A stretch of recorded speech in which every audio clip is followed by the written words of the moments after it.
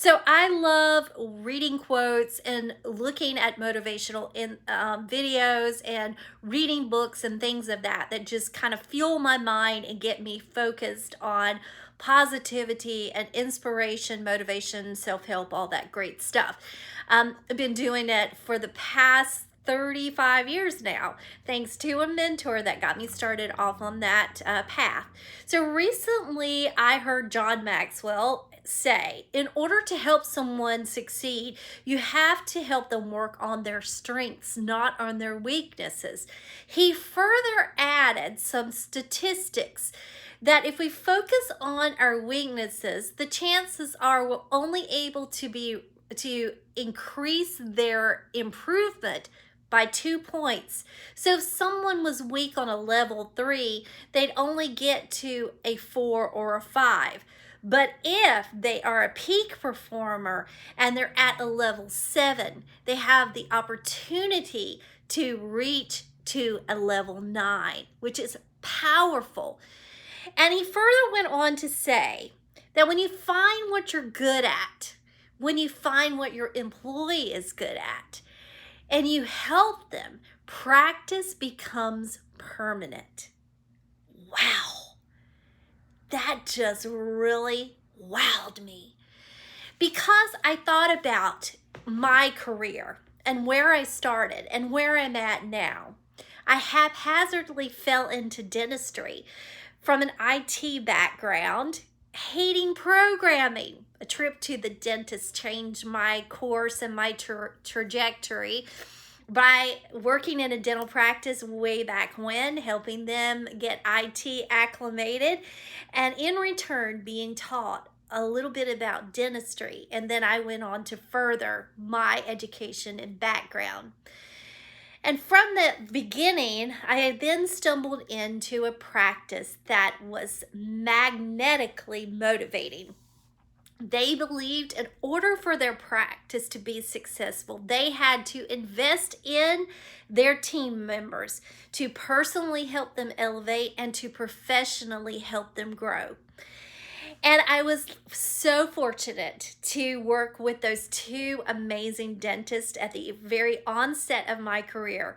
One of them showing me the ins and outs of the business part of dentistry, and the other one who embarked me on a journey of personal and professional motivation by reading quotes, attending personal development seminars, and so on. They were able to see what I couldn't see, what my potential was, and what my strengths were. And they were willing to take their time to invest on my strengths to help them grow and shine so that I could morph and become the person that I am today.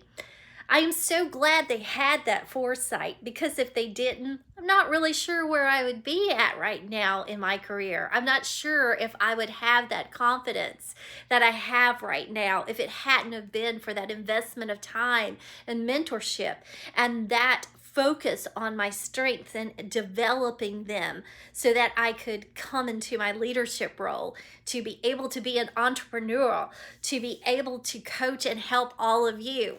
And it's something that I truly have a passion for.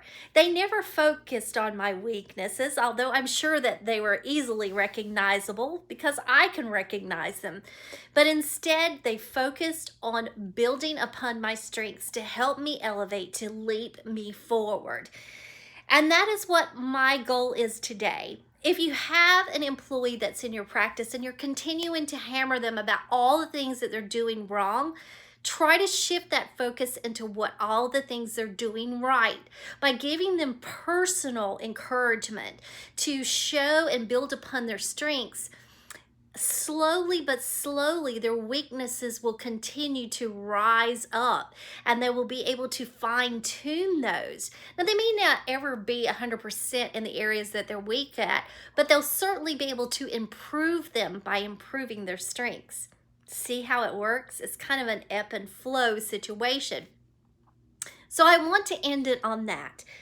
Take time to invest in the personal and professional development of your team members.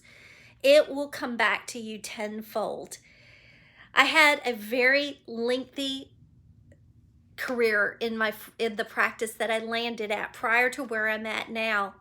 And I felt like I gave back to them for all the things that they gave to me. And now, as I'm moving forward into my coaching and doing practice management level positions, I aspire to give back to others in the same way that they gave to me by focusing on their strengths and helping them practice to make it perfect and permanent, and to also help them acknowledge where their weaknesses are and fine tune them as we go along. But it's always about finding the positive in any aspect that we're embarking on. I hope that this helps and inspires you. I hope it helps you sit back and think about your employees and say, wow, she's so strong in this and she's great in that, instead of, oh, she doesn't do this and she's weak on this and she's never going to get it. It's all in the mindset. It also helps you to be a better leader by thinking in a positive aspect and finding the good in all of your employees and highlighting them so that they know that you acknowledge where they're strong at and you're willing to invest that time to help lead them forward. Take care, guys.